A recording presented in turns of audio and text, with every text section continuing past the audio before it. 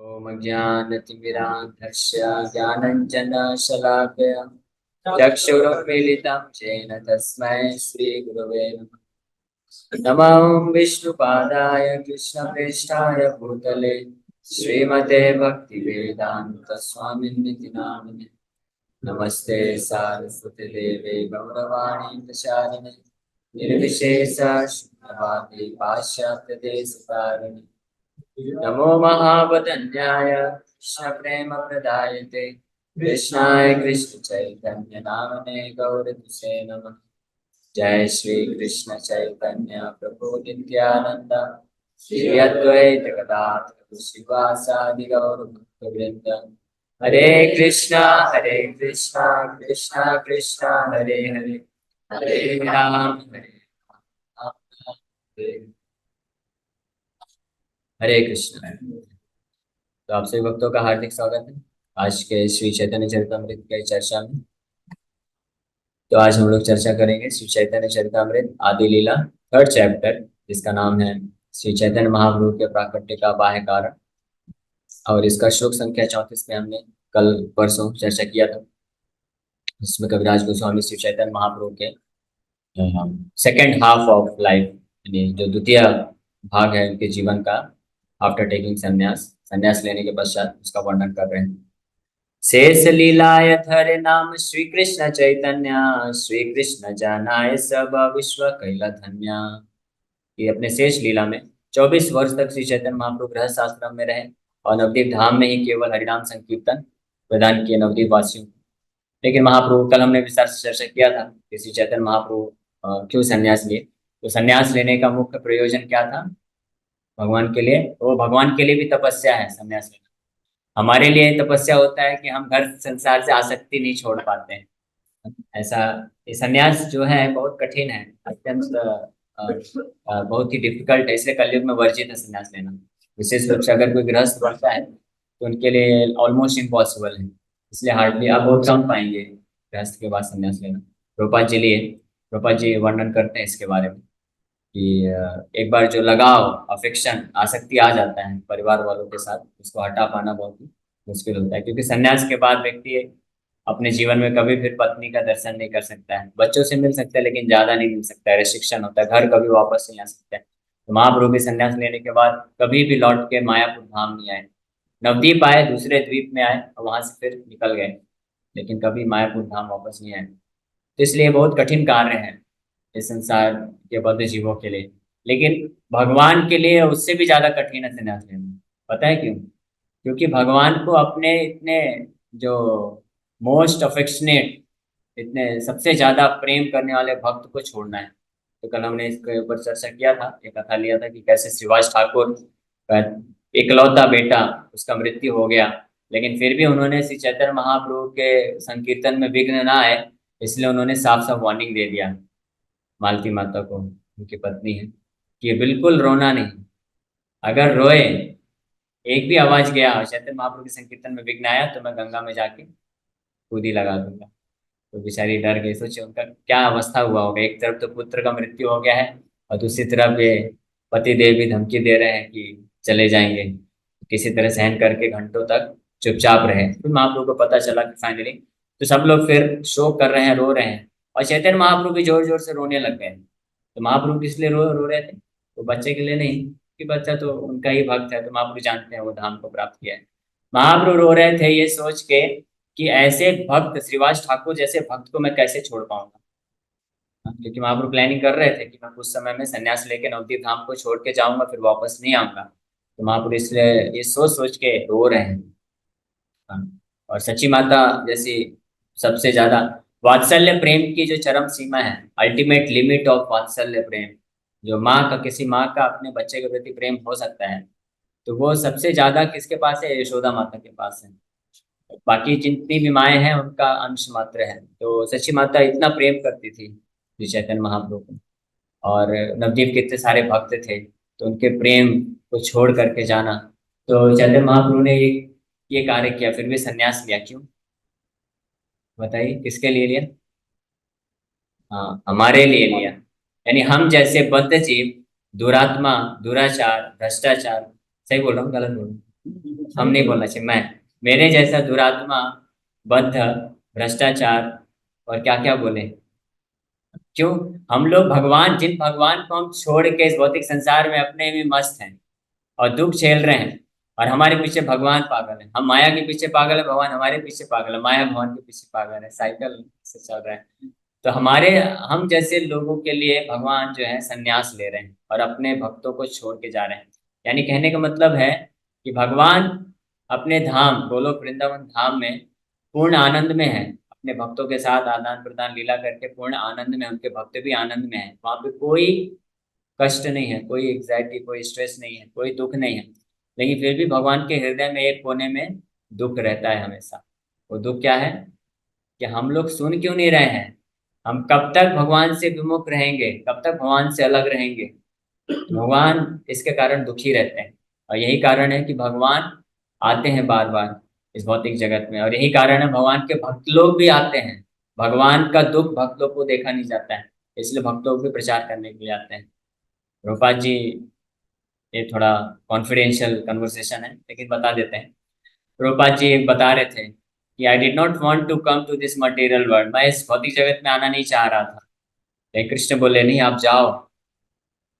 इतना घटिया जगह में कौन आना पसंद करेगा? भक्ति सिद्धांत महाराज जी बोला करते थे, इस material world is not a fit place for any gentleman. किसी भी भद्र व्यक्ति के लिए ये उचित स्थान नहीं है। किसी भी भद्र सज्जन व्यक्ति को इस जगत में नहीं रहना चाहिए, इतना गंदा है ये। आप बोले कितना अच्छा है, कितनी बड़ी बड़ी बिल्डिंगें हैं, कितना टेक्नोलॉजी है, सब कुछ है। नहीं नहीं, गंदा क्या है? लोगों के हृदय में कैसी कैसी वासनाएं हैं, कैसे कैसे काम क्रोध लोभ मद मत्सर है। जो ऐसे भगवान जो सब कितने दयालु हैं, सबका पालन पोषण कर रहे हैं, वैसे भगवान को छोड़ के कोई आ सकता है तो कितना बेकार इंसान हो। ऐसे लोगों के बीच में कौन रहना पसंद करेगा? प्रभुपाद जी नहीं चाहते थे, लेकिन भगवान बोले कि आप जाओ, मेरा इच्छा है आप केवल जाके इस्कॉन खोलना और बुक्स लिखना और आ जाना, बाकी सब मैं संभाल लूं। प्रभुपाद जी आ गए। इस प्रकार से श्री चैतन्य महाप्रभु संन्यास लेते हैं। अब आगे वर्णन करने जा रहे हैं। टेक्स्ट 35 कविराज गोस्वामी बोल रहे हैं। तार युगावतार जाने गर्ग महाशय, कृष्णेर नाम करण करियाछे निर्णय। देखिए, श्री चैतन्य महाप्रभु के अवतार के बारे में भविष्यवाणी गर्गाचार्य, गर्ग महाशय गर्गाचार्य ने भी किया था। Knowing him Lord Chaitanya to be the incarnation for Kaliyuga, Garga Muni during the naming ceremony of Krishna predicted his appearance. जब 5000 साल पहले भगवान कृष्ण आए, उनका जब नामकरण होना था, नेम गिविंग सेरेमनी हो रही थी, तो गर्गाचार्य उसमें बताते हैं, क्या बताते हैं कि ये बालक, कौन बालक? ये बालक कृष्ण जो है चारों युग में आता है। श्वेत रक्त पीत वर्ण, क्या श्लोक है? कृष्ण, हाँ नहीं वो तो 11वें स्कंद में है। गर्गाचार्य बोलते हैं इदानीं कृष्ण कृष्णताम गतः, कि अलग अलग युग में ये, किसी युग में रक्त लाल कलर में आता है, किसी में श्वेत पीत श्वेत कलर में, किसी में पीत वर्ण यानी गोल्डन इनकारनेशन में आता है, किसी इसमें कृष्ण के रूप, कृष्ण रूप में आया है। कृष्ण मतलब ब्लैकिश बॉडी। तो जो गोल्डन इनकारनेशन है, तो उसका प्रिडिक्शन गर्गाचार्य ने भी किया था। आगे आगे ये श्लोक भी आगे देखिए, कविराज गोस्वामी हमारे भले के लिए, कि हम मंद बुद्धि बालक हैं, तो वो समझ गया कि वो प्रवचन देने कोई बैठेगा तो श्लोक नहीं याद कर पाएगा, तो इसलिए अगले श्लोक में लिख दिए हैं। क्या श्लोक है? आसन वर्णस्त्रयो यस्या गृह्णतो अनुयुगं तनु, शुक्लो रक्तस्तथा पीता इदानीं कृष्णतां गतः। This boy Krishna has three other colors, white, red, and yellow, as he appears in different ages. Now he has appeared in a transcendental blackish color. आसन वर्णांश त्रयो ही यस्या, इसके तीन और वर्ण हैं। ग्रहणतो अनुयुगम तनु, शुक्ल रक्त तथा पीता इदानीं कृष्णताम गता। तो व्हाइट, रेड एंड येलो। तो येलो यानी पीत वर्ण, गोल्डन इनकारनेशन कौन है? श्री चैतन्य महाप्रभु इस कलयुग में। तो भागवत के ये 10वें स्कंद के 8वें अध्याय का 13वां नंबर श्लोक, तो उसमें भी ये प्रिडिक्शन है, भविष्यवाणी है श्री चैतन्य महाप्रभु के बारे में। शुक्ल रक्त पीत वर्ण एति न द्युति, सत्य त्रेता कलि काले धरे न Shripati. White, red, and yellow, these are the three bodily lustres that the Lord, the husband of the goddess of fortune, assumes in the ages of Satya, Treta, and Kali, respectively. शुक्ल रत्न, शुक्ल मतलब श्वेत, सफेद कलर से आते हैं भगवान सत्ययुग में। कौन सा इनकारनेशन? इसको मालूम, बोर इनकारनेशन, वराह अवतार। वराह दो, दो प्रकार के वराह अवतार हुए, एक श्वेत वराह हुआ और एक रक्त वराह। तो श्वेत वराह भी इनकारनेशन लेके आए थे। और फिर रेड इनकारनेशन त्रेता युग में, रेडिश कलर। और येलो कलयुग में श्री चैतन्य महाप्रभु के रूप में प्रकट हुए। इदानीं द्वापरे तेहं हैल कृष्णवाण, ये सब शास्त्रागम पुराणे रमर्म। Now in the Dwapar Yuga, the Lord had descended in a blackish hue. This is the essence of the statements in the Puranas and other Vedic literatures with reference to the context. तो समस्त शास्त्रों का प्रमाण मिलता है कि कृष्ण वर्ण यानी ब्लैकिश, घनश्याम वर्ण में, कृष्ण वर्ण में भगवान द्वापर युग में आते हैं। ये सारे शास्त्र पुराणों का मर्म है। द्वापरे भगवान श्याम पीतवासा निजायुधा, श्रीवत्सादिभिरङ्कैश्च लक्षणैरुपलक्षितः। यानी द्वापरे भगवान Shyam. In the Dwapar Yuga, the personality of Godhead appears in a blackish hue. He is dressed in yellow, he holds his own weapons, and he is decorated with the Kaustuva jewel and marks of Srivatsa. This is how his symptoms are described. तो शास्त्र में ये लक्षण दिए हैं कौन से युग में भगवान किस प्रकार का अवतार लेके आने वाले हैं, वो किस प्रकार के कपड़े पहनते हैं, कैसा ज्वेलरी पहनते हैं भगवान, कैसे उनके बाल हैं, उनका हाथ कैसा है, आंखें कैसी है, नाक कैसा है, माथा कैसा है, शरीर कैसा है, छाती कैसा है, कि, कितने किस प्रकार के वो एजेस को स्वीकार करते हैं, ये सब वर्णन दिया हुआ है शास्त्र में। तो अगर कोई भी शास्त्र को पढ़ेगा तो समझ जाएगा कि कौन अवतार है और कौन अवतार नहीं है। तो ऐसे लोग कभी भ्रमित नहीं हो सकते हैं। ऐसे लोग फिर कभी भी ऐसे जो ढोंगी बाबा होते हैं, दांत टूट रहा है, आंखें अंदर घुस जा रही हैं और बड़े बड़े बाल हैं सफेद सफेद, है झुर्रियां निकली हुई, उनको कैसे भगवान मान लेगा? भगवान कैसे दिखते हैं? कभी बूढ़े नहीं दिखते भगवान। न योग नव यौवनम च, ही इज ऑलवेज यूथफुल। जो 16 years ओल्ड बॉय, 16 साल का जो यंग नौजवान लड़का होता है, उसके जैसे भगवान दिखते हैं, हष्ट पुष्ट और सुंदर दिखते हैं। और 32 लक्षण बताए गए हैं, बॉडली सिम्टम्स। हाथ जो होते हैं घुटने तक आते हैं। किसी भी महापुरुष के 32 लक्षण बताए गए हैं, जो पूर्ण रूप में भगवान के अंदर पाए जाते हैं। लेकिन जो महाभागवत होते हैं उनके अंदर भी कुछ अंश के रूप में वो प्राप्त होते हैं, कि कैसे आंखें होती हैं, आंख भगवान की लोटस आइज कान तक जाती हैं। कान तक चाइनीज के जैसा मत सोचिएगा, लोटस चाइनीज लाइन ही बस रहता है, तो अलग है। फिर श्रीवत्स होता है, फिर कैसे दिखते हैं भगवान, भगवान का वाणी कैसा है, बादल के गर्जना की जैसे भगवान की सुंदर वाणी है, गंभीर गंभीरता है उसमें। भगवान का स्माइल कैसा है, भगवान हंसते कैसे हैं, भगवान के दांत कैसे हैं, ये सब का वर्णन दिया है शास्त्रों में। तो यहाँ पे बता रहे हैं किस प्रकार से द्वापर में भगवान श्याम वर्ण में आते हैं। ये सारे लक्षण शास्त्रों में मिलते हैं। This is a verse from Srimad Bhagavatam 11th canto 5th chapter 27, spoken by Saint Karbhajan, Karbhajan ऋषि निमि महाराज को बताते हैं। One of the 9 royal mystics who explained to King Nimi the different features of the Lord in different ages. इसी 11वें स्कंद का 5वां अध्याय का ये 27वां श्लोक है।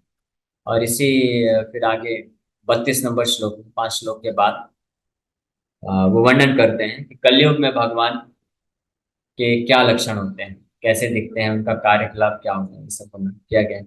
और अन्य भी कई पुराणों में, उपनिषद में भगवान ऐसा वर्णन करते हैं। ऐसे बहुत सारे शास्त्र हैं। एक भक्त बता रहे थे कि 108 उपनिषद में से ऑलमोस्ट 70+ उपनिषद में श्री चैतन्य महाप्रभु के प्रकट का अ, दिया है एविडेंस। किसी में डायरेक्ट एविडेंस है, किसी में हिंट दिया हुआ है। क्योंकि उपनिषद वेदांत सूत्र ये हैं, इसको ज्ञानी लोग भी, निराकारवादी लोग भी पढ़ते हैं। तो उनसे अपने आप को छुपा के रखने के लिए वेद व्यास जी ने भगवान का उसमें डायरेक्ट डिस्क्रिप्शन नहीं दिया है, उसमें छुपे हुए रूप में डिस्क्राइब किए हैं, जो केवल भक्त समझ सकता है। इसीलिए ईशोपनिषद, जिसका प्रभुपाद जी ने ट्रांसलेशन किया है, आप लोग पढ़ सकते हैं। उसमें 18 मंत्र हैं टोटल। उसका बहुत सुंदर ट्रांसलेशन और तात्पर्य प्रभुपाद जी लिखते हैं। तो इसमें एक मंत्र है जिसमें भक्त प्रार्थना करते हैं भगवान से कि हे भगवान, आपके और मेरे बीच में ये जो निराकार ब्रह्म ज्योति का आ रहा है प्रकाश, इसके कारण मैं आपके दिव्य स्वरूप को नहीं देख पा रहा हूँ। तो आप कृपा करके इस ब्रह्म ज्योति को साइड करिए ताकि मैं आपके सुंदर दिव्य स्वरूप को देख सकूं। कहने का मतलब है कि ये जब ज्ञान मार्ग, ज्ञानी ज्ञान होता है, इसको जब कोई साइड करता है, भगवान की भक्ति मार्ग को स्वीकार करता है, तब भगवान के स्वरूप को वो देख पाता है।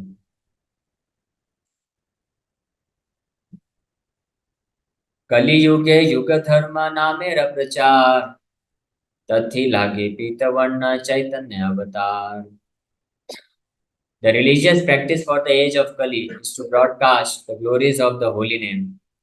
Only for this purpose has the Lord in a yellow color descended as Lord Chaitanya Mahaprabhu. तो श्री चैतन्य कलयुग का जो युग धर्म है वो क्या है? कलयुग का युग धर्म हरिनाम संकीर्तन है। और तथी लागी पीत वर्ण चैतन्य अवतार, उसी के उद्देश्य की पूर्ति के लिए श्री चैतन्य महाप्रभु पीत वर्ण गोल्डन कलर में अवतरित होकर के आते हैं।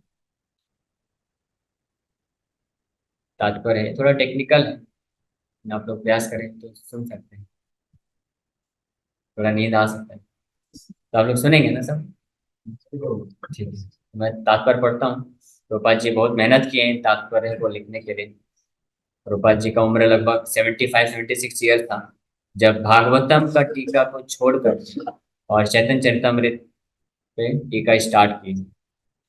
और रात रात भर जाग के, जब हम सब सोए हुए थे, किसी भी जन्म में हम रहे होंगे तो क्या करते हैं, रात को सोते ही है ना। तो रात को जब हम खर्राटे लगा रहे थे तब प्रभुपाद जी जाग जाग के तात्पर्य लिखे हैं। तो हमारा ये कर्तव्य बनता है कि इस तात्पर्य को हम लोग पढ़ें और ध्यानपूर्वक सुने। तो मैं भी प्रयास करता हूँ, आप लोग भी प्रयास करें। 5-7 मिनट ये तात्पर्य पढ़ के थोड़ा discuss. In this age of Kali, the practical system of religion for everyone is the chanting of the name of Godhead. देखिए बहुत महत्वपूर्ण है, रूपा जी का एक एक शब्द बहुत ही चुना हुआ है। रूपा जी बोले इन दिस एज ऑफ कली the system of religion for everyone नहीं लिख रहे हैं, द प्रैक्टिकल सिस्टम। प्रैक्टिकल मतलब व्यवहारिक, हिंदी में बोलते हैं। व्यवहारिक का मतलब होता है जिसको अपनाया जा सकता है। यानी there are many system of religion, ये बहुत प्रकार के अलग अलग प्रकार के रिलीजियस सिस्टम हैं, धर्म की अलग अलग विधियां हैं, वो स्वीकार किया जाता है, प्रमाणिक है। जैसे ध्यान योग, यज्ञ है और परिचर्या या पूजा अर्चना है। लेकिन इस कलयुग के लिए प्रैक्टिकल सिस्टम क्या? प्रैक्टिकल मतलब जिसको करना चाहिए, जिसको किया जा सकता है आसानी से, करने योग्य है, वो क्या है? The practical system of religion for everyone. केवल मनुष्य के लिए ही नहीं, केवल हिंदू या भारतीय के लिए नहीं। For everyone is the chanting of the name of Godhead. This was introduced in this age by Lord Chaitanya, Lord Chaitanya Mahaprabhu. Bhakti Yoga actually begins with the chanting of the holy name, as confirmed by Madhvacharya in his commentary on the Mundak Upanishad. He quotes this verse from the Narayan Samhita. द्वापरीयर्जनैर्विष्णु पंचरात्रैस्तु केवलय कलौ तु नाम मात्रेण पूज्यते भगवान Hari. Madhvacharya commentary में देते हैं इस भक्ति योग जो है स्टार्ट होता है। भक्ति योग की शुरुआत कैसे होती है? हरिनाम जप के द्वारा। कौन सा श्लोक है, किसी को याद है क्या? कई बार हमने सुना है, प्रभुपाद जी लेक्चर सुने नहीं। अतः श्री कृष्ण नामादि ना भवेत् ग्राह्यम् इंद्रिय, सेवन मुखे ही जिह्वादो स्वयमेव स्फुरति यदा।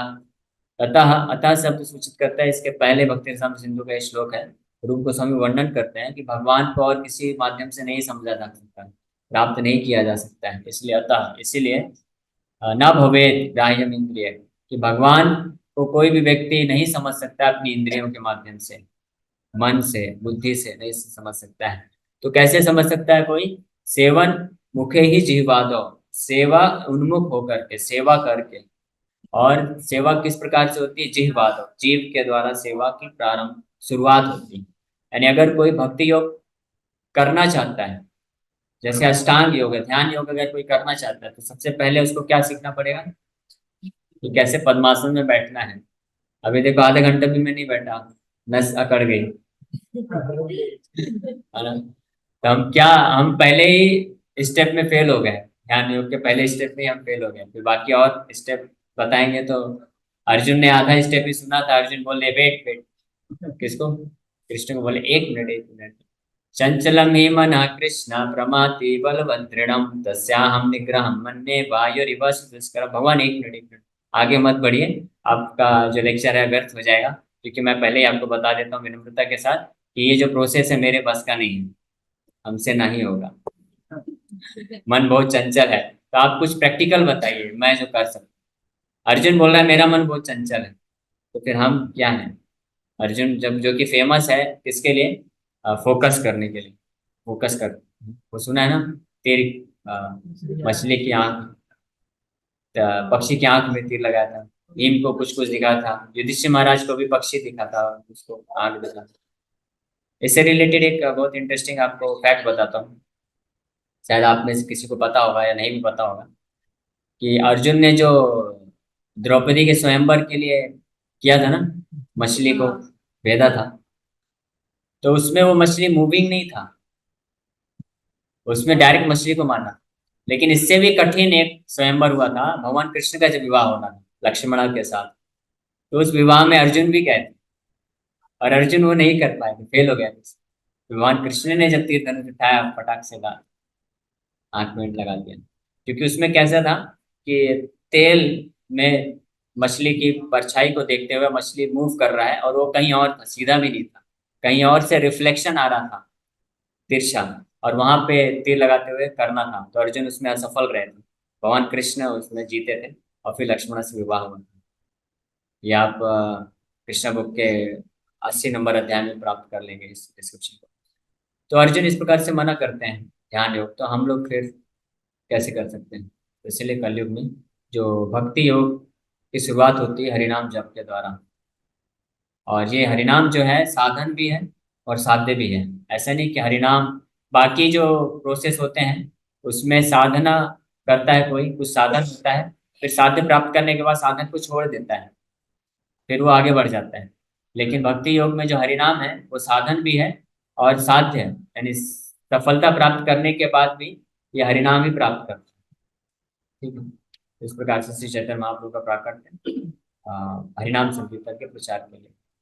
ठीक है, इसी के साथ हम लोग यहाँ पे विराम करते हैं। आप सभी भक्तों का बहुत बहुत धन्यवाद कि आप लोग आए और आपने विनम्रता पूर्वक श्रवण किया। Thank you very much. Hare Krishna. Hare Krishna.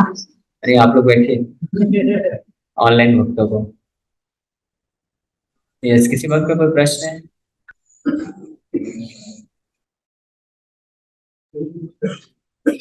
मेरा एक प्रश्न है कि जपमाला में 108 होती है, क्यों होती है? अगर से हरे कृष्ण, तो एक भक्त प्रश्न पूछ रहे हैं कि जपमाला में 108 दाना ही क्यों होता है?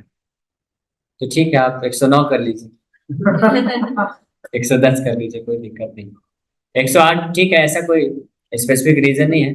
हम बोल सकते हैं कि भगवान कृष्ण की स्पेशल 108 गोपियां हैं, स्पेशल 108 गायें हैं, इसलिए, और 108 उपनिषद हैं। तो आपके उत्तर को आप आपको सेटिस्फाई करने के लिए इसमें से बोला जा सकता है। लेकिन हम, ये कुछ चीजें ऐसी होती है ना जो हमको एज इट इज स्वीकार कर लेना चाहिए। जैसे हम किसी कॉलेज यूनिवर्सिटी में पढ़ने जाते हैं, तो वहाँ पे आ, है, मान लीजिए आपका इलेक्ट्रिकल ब्रांच है, तो उसमें इनटेक है 120। तो अब आप ये प्रश्न नहीं पूछ सकते कि वाई ओनली 120, वाई नॉट 121। ठीक है, उन्होंने फिक्स किया है 120, तो कर लो। कितने मिनट का पीरियड है? 55 मिनट्स का पीरियड है। 55 ही क्यों, 54 क्यों नहीं? ठीक है, आप 54 मिनट करो, फिर चले जाना।